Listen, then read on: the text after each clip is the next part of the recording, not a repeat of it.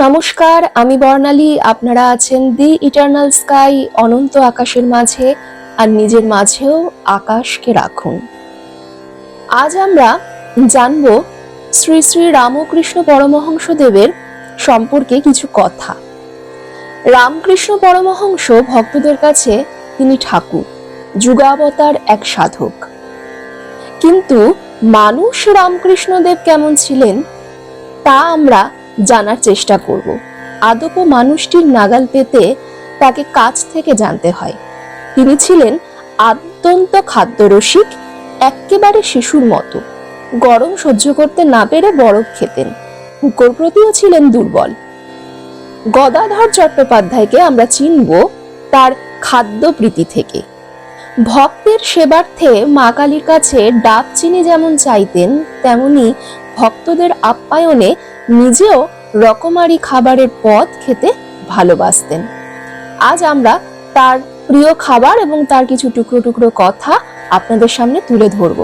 আর যদি আমাদের অনুষ্ঠান ভালো লাগে তাহলে লাইক, শেয়ার ও কমেন্ট করবেন এবং সাবস্ক্রাইব করে সঙ্গে থাকবেন। ঠাকুর ভবতারিণীকে সবসময় বলতেন, মা, আমাকে রসে বসে রাখিস।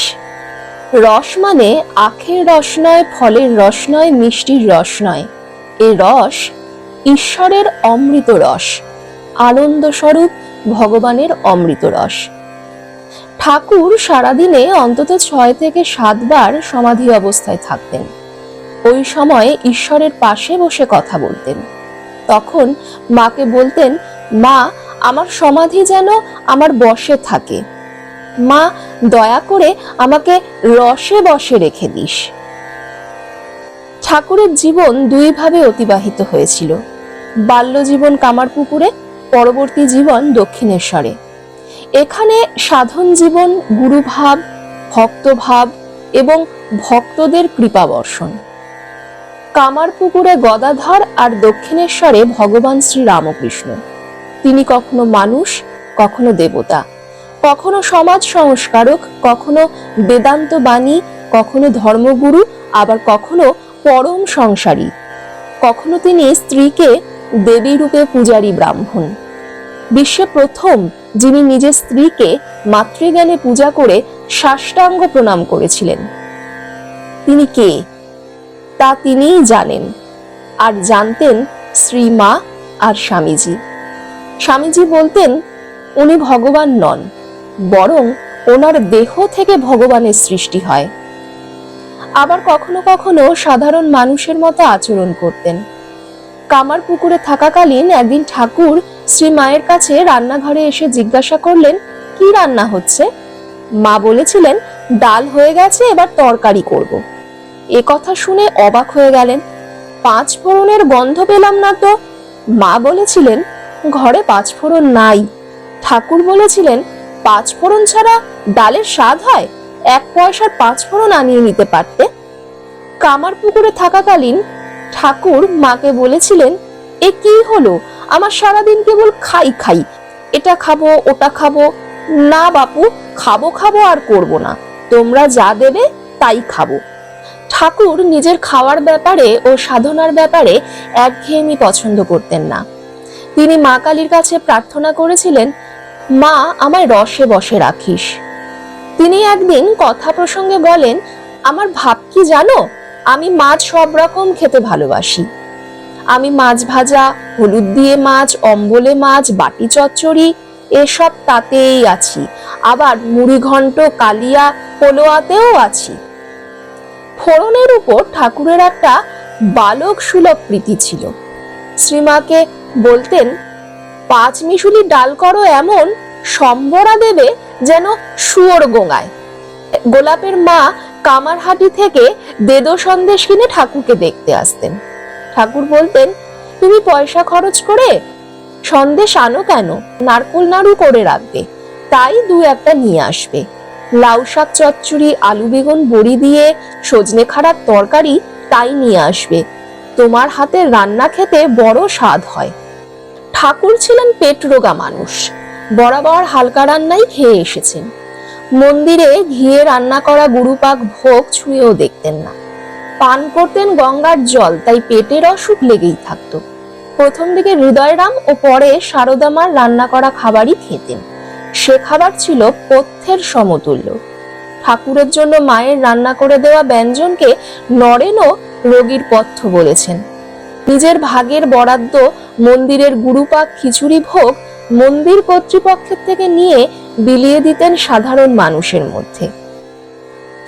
লুচি, পুরি, পরোটা খেতে ঠাকুর খুবই ভালোবাসতেন। মাকে ঠাকুর নরেনের জন্য মোটা মোটা পরোটা আর ডাল বানিয়ে দিতে বলতেন। এটাই প্রমাণ করে কতটা ভোজন রসিক ছিলেন ঠাকুর। আসলে উত্তর কলকাতা হলো চপ কচুরির রাজধানী, সেটাই ছিল ঠাকুরের বিচরণ ক্ষেত্র। শ্রী রামকৃষ্ণ দেবী চেটেপুটে খেতেন ফাগু সাহুর কচুরি। কিন্তু কে এই ফাগু? পারিবারিক সূত্রে জানা যায় ফাগু সাহু ছিলেন বিহারের বাসিন্দা। কাজের খোঁজে বিহার ছেড়ে চলে আসেন কলকাতায়, তারপর আর ফিরে যাননি। 4-5 পুরুষ ধরে চলে আসছে তার এই ব্যবসা। বরাহনগরের প্রাচীন এবং সুপ্রসিদ্ধ মুখরুচি নামের নিরামিষ তেলে ভাজার দোকানের সঙ্গে রামকৃষ্ণদেবের সম্পর্ক ঘিরে কতই না গল্প ইতিহাস। রামকৃষ্ণদেব ফাগুর খুব ভক্ত ছিলেন। একদিন কলকাতা থেকে ঘোড়ার গাড়িতে করে ফিরছেন, সঙ্গে তার ভ্রাতুষ্পুত্র রামলাল এবং গাড়ির কোচম্যান। রাস্তার ওপারে ফাগুন নিরামিষ তেলে ভাজার দোকান। রামকৃষ্ণদেব রামলালের কাছে জানতে চাইলেন, প্যাকে পয়সা আছে? রামলাল হ্যাঁ বলতেই নির্দেশ এলো, যাও কচুরি কিনে আনো। রামলাল কচুরি আনতে গেলেন। রামকৃষ্ণদেব বসে গাড়িতেই। ফাগু খুব যত্ন করতেন রামকৃষ্ণকে। প্রথমেই তিনি জল ও 2 খিলি পান দিলেন, তারপর দিলেন কচুরি। রামলাল সেই কচুরি এনে দেখেন রামকৃষ্ণদেব গাড়িতে নেই। কোচম্যানের কাছে জানতে চাইলে তিনি বলেন, ঠাকুর অনেক আগেই গাড়ি থেকে নেমে সোজা চলে গেছেন। রামলাল তখন রামকৃষ্ণদেব যেদিকে গিয়েছেন সেই দিকে ছুটলেন। কিছু দূর গিয়ে তাকে দেখতে পেয়ে রামলাল জানতে চাইলেন, কোথায় যাচ্ছেন একা? রামকৃষ্ণদেব তখন ভাবের ঘোরে বলছেন, ফাগুর কচুরি খাবো। সেই ভাবের ঘোরেই গো ধরে তিনি হন হন করে দক্ষিণেশ্বরের দিকে হাঁটতে থাকেন। বরানগর অঞ্চলের একদিকে চলে গিয়েছে গোপাললাল ঠাকুর রোড, তার অন্য প্রান্তে কাশীপুর রোড। এমনি 2 রাস্তার সংযোগ স্থলে কালী মন্দিরের পাশে দাঁড়িয়ে রয়েছে বিখ্যাত নিরামিষ তেলে ভাজার ফাগুর দোকান, যার নাম মুখরুচি। ইতিহাস এই দোকানের সঙ্গে আষ্টে পৃষ্ঠে জড়িয়ে। দোকানে ঢুকলেই ফটো ফ্রেমে বাঁধানো একটি বিশেষ লেখা, এই কালী মন্দিরের ঠিক উত্তর পার্শ্বে ফাগুর দোকান ছিল। ফাগুর দোকানের কচুরি খাইতে শ্রী শ্রী রামকৃষ্ণ পরমহংসদেব ভালোবাসিতেন। যেখানে সেই খোলার চালের খাবার দোকান ছিল, সেখানে এখন পাকা বাড়ি উঠিয়াছে। একখানি খাবারের দোকানও সেই স্থানে চলিতেছে, নাম মুখরুচি। লেখাটির নিচে বরানগর রামকৃষ্ণ মিশন আশ্রমের 1967 সালের সোভিনিয়ারের উল্লেখ রয়েছে।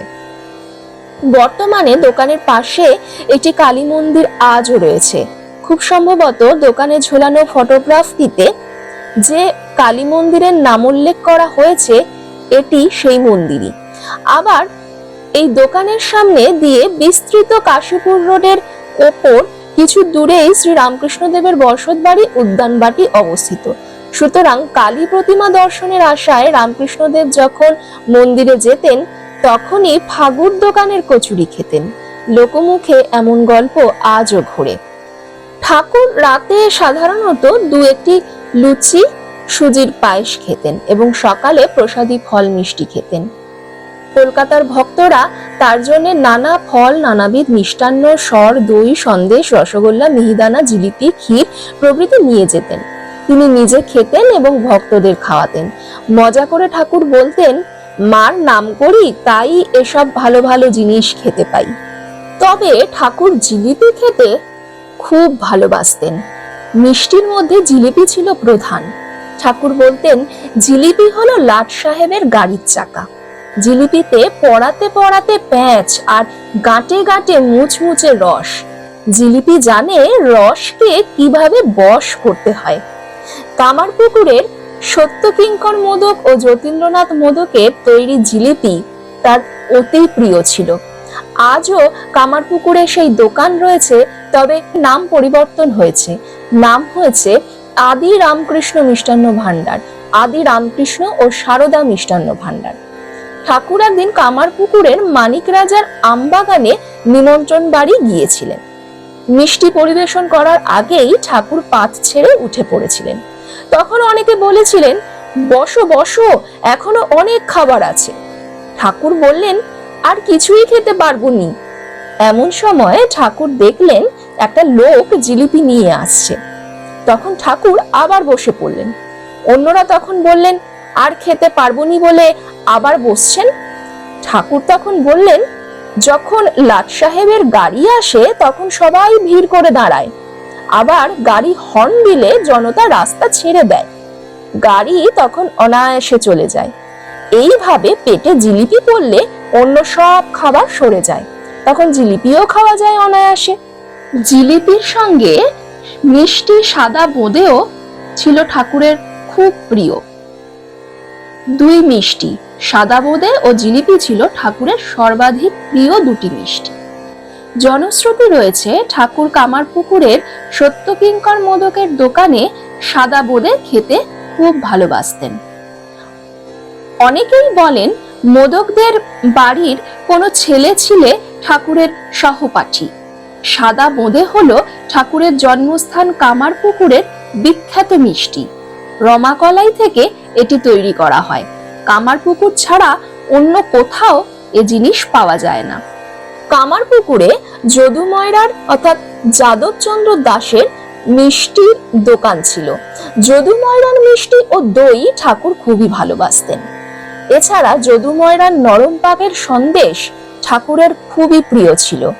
কামারপুকুরে ঠাকুরের বাড়ির পূর্ব দিকে মধুসূদন মোদকের দোকান ছিল। ওনার জিলিপি ছিল বিখ্যাত। কামারপুকুরের জিলিপির একটা বৈশিষ্ট্য আছে, বরবটির বেসন দিয়ে তৈরি, রং সাদা আর খুব মুচমুচে। মধু ঠাকুরকে রোজ জিলিপি ও মিঠাই খাওয়াতেন। তিনি গদাধরকে মনে করতেন তার বাল গোপাল। দক্ষিণেশ্বরে সমাধি শেষে কখনো কখনো বলতেন, আমি জিলিপি খাবো, জল খাবো। কোনো কোনো ভক্তের বাড়িতে ঠাকুর খাওয়া দাওয়ার পর বলেছেন, আকণ্ঠ খেয়েছি, পেটে আর জায়গা নাই, তবে একটা জিলিপির জায়গা হতে পারে। ভক্ত রামচন্দ্র দত্ত ঠাকুরের কাছে আসার সময় শ্যামবাজারের একটা দোকান থেকে জিলিপি কিনে এনে ঠাকুরকে দিতেন। ঠাকুর ওই জিলিপি নিজে খেতেন আর ভক্তদের প্রসাদ দিতেন। মাস্টার মশাই একদিন দক্ষিণেশ্বরে এসে দেখেন ঠাকুরের সামনে একটি জিলিপির চ্যাঙারি রয়েছে। মাস্টার মশাইকে দেখে ঠাকুর বাচ্চা ছেলের মতো জিলিপির চ্যাঙারিটি এদিকে ওদিকে লুকোবার চেষ্টা করছেন। ঠাকুরের কাছে জিলিপি ছিল একমাত্র মিষ্টি। বড়াইনগর বাজারের ফাগুর অর্থাৎ ফাগুলাল সরের কচুরি, মোহনভোগ, খাস্তা কচুরি, জিলিপি খুবই বিখ্যাত খাবার। ঠাকুর ওই সব খাবার খেতে খুবই পছন্দ করতেন। যেসব ভক্ত বড়াইনগরের আশপাশ থেকে আসতেন ঠাকুর তাদের বলে দিতেন ফাগুর দোকান থেকে কচুরি ও জিলিপি আনতে। এছাড়া বাগবাজারে বিখ্যাত কবিয়াল ভোলা ময়রার বিখ্যাত মিষ্টির দোকান ছিল। ভোলা ময়রার দোকানে একটি প্রসিদ্ধ মিষ্টি সরের থালা, এই মিষ্টিটা পাওয়া যেত। ঠাকুর ভোলা ময়রার সরের থালা মিষ্টিটা খেতে খুবই পছন্দ করতেন। একদিন এক ভক্ত ওই সরের থালা মিষ্টিটি ঠাকুরের জন্য নিয়ে এসেছিলেন। ঠাকুর ওই দিন দক্ষিণেশ্বরে ছিলেন না। তখন ভক্তটি বাধ্য হয়ে রামলালের কাছে সরের থালা মিষ্টিটা রেখে চলে গিয়েছিলেন। ঠাকুর দক্ষিণেশ্বরে ফিরে রামলালকে বলেছিলেন, কি আছে দে। তখন রামলাল সরের থালা মিষ্টিটা ঠাকুরকে দিয়েছিলেন। ঠাকুর তৃপ্তি করে পুরো মিষ্টিটা খেয়েছিলেন। এছাড়া প্রখ্যাত ভীমনাগের সন্দেশও ঠাকুরের অন্যতম প্রিয় ছিল। ঠাকুর জিলিপির পাশাপাশি আইসক্রিমও খেতে খুব পছন্দ করতেন। বরফ তার অতিশয় প্রিয় ছিল। তিনি বলেন, আমার গলা পর্যন্ত পূর্ণ, আর একটি সরসব পরিমাণ দ্রব্যেরও ভিতরে প্রবেশ করিবার পথ নাই, তবে জিলিপির পথ হবে, জিলিপি হলে একখান খাইতে পারি। ঠাকুর পান ও তামাক খেতেন। আহারের পর পান খেতেন বা তার বেটুয়া থেকে কিছু মুখ শুদ্ধি মশলা খেতেন। ওই মশলার মধ্যে থাকতো সুপারি, জোয়ান, মৌরি, এলাচ, কাবাব চিনি, লবঙ্গ প্রভৃতি। শ্রীমর প্রপৌত্র গৌতম গুপ্ত এবং শ্যামপুকুর বাটির তরফে সুব্রত চক্রবর্তী লিখেছেন, ডাক্তার মহেন্দ্রলাল সরকার 6 ডিসেম্বর 1885 সাল ঠাকুরের পথ্য হিসাবে মাংসের স্যুপ খেতে বললেন। মাংসের স্যুপ খেয়ে শরীরের দুর্বলতা একটু কেটেছিল। ঠাকুর নরেন প্রমুখ সেবকদের বারবার একথা বলেছিলেন। এরপর ঠাকুর জানতে চেয়েছিলেন মাংস কি উৎসর্গীকৃত। নন্দলাল বলেছিলেন না, কালীর ফটোর সামনে কাটা হয়। ঠাকুর মেনে নিতে পারেন নাই, তবে রোগীর পথ্য হিসাবে গ্রহণ করেছিলেন। ঠাকুর সন্ন্যাসীদের ভিক্ষা করার আদেশ দেন। ভিক্ষা করে যা পেতেন শ্রীমাকে এনে দিতেন। মা সেগুলি রান্না করে প্রথমে ঠাকুরকে দিতেন, পরে ত্যাগী সন্তানদের দিতেন, শেষে তিনি খেতেন। ঠাকুর বলেছিলেন ভিক্ষান্ন পরম পবিত্র অন্ন। এই অন্ন ঠাকুরের খুবই প্রিয় ছিল। শ্রীমা ভিক্ষান্ন তরল মণ্ড করে ঠাকুরকে খাওয়াতেন। কাশীপুর উদ্যানবাটিতে ঠাকুর খুবই অসুস্থ হয়েছিলেন, কিছুই গিলতে পারতেন না। তখন একদিন নরেনকে বলেছিলেন, দেখ নরেন, আমার পেটে প্রচন্ড খিদে রয়েছে, মনে হচ্ছে আমি 1 হাঁড়ি খিচুড়ি খেতে পারি, কিন্তু ভবতারিণী আমাকে 1 চামচও খেতে দিচ্ছেন না। তাই ঠাকুরের জন্মদিনে বেলুর মঠে এবং অন্যান্য মঠে খিচুড়ি ভোগ নিবেদন করা হয়। জীবনের শেষে ঠাকুর যখন ক্যান্সারে ভুগছেন, তখন মা সযত্নে পায়েস রান্না করে খাওয়াতেন। গলার ব্যথার জন্যে তাও সবসময় খেতে পারতেন না। মুখের অরুচির জন্যে আমলকি চুষতেন। আরো পীড়া দেয় অন্য এক কথায়, যে ঠাকুর এত ভোজন রসিক ছিলেন, সেই তিনি অবিশ্ব ক্ষুধা নিয়ে চলে গিয়েছেন। শেষ কিছু মাস খেতেই পারতেন না। গলায় ঘায়ের কারণে নামতো না খাবার, নাক মুখ দিয়ে বেরিয়ে আসতো সব। শেষের 10 মাস উদ্যানবাটিতে থাকাকালীন কোনোদিন ভাত খেতে পারেননি তিনি। শেষ খাওয়া ছিল মায়ের হাতের তৈরি পায়েস জাতীয় কিছু একটা। আজ তার নামে সারা বিশ্বে কোটি কোটি অভুক্তের পেট ভরে। আহারের গরম ভাতই তো পরম ব্রহ্ম। এখানেই তো দেবত্বের আবির্ভাব হয়। ঠাকুর শ্রী রামকৃষ্ণ খেতেন অল্প, কিন্তু পছন্দ করতেন রকমারি। ঠাকুর বলতেন, খাবে গরম আর শোবে নরম। ঈশ্বর লাভের জন্য ভীষণ কঠোরতা, শরীরকে অকারণে কষ্ট দেওয়ার কোনো প্রয়োজন নাই। সংসারে পড়ে থাক, শুধু শরীরই আমার, মন প্রাণ সবটুকু সমর্পিত পাদপদ্মে ঠাকুর তোমার। ঠাকুর ও শ্রী মায়ের চরণে সহস্র কোটি প্রণাম। নমস্কার।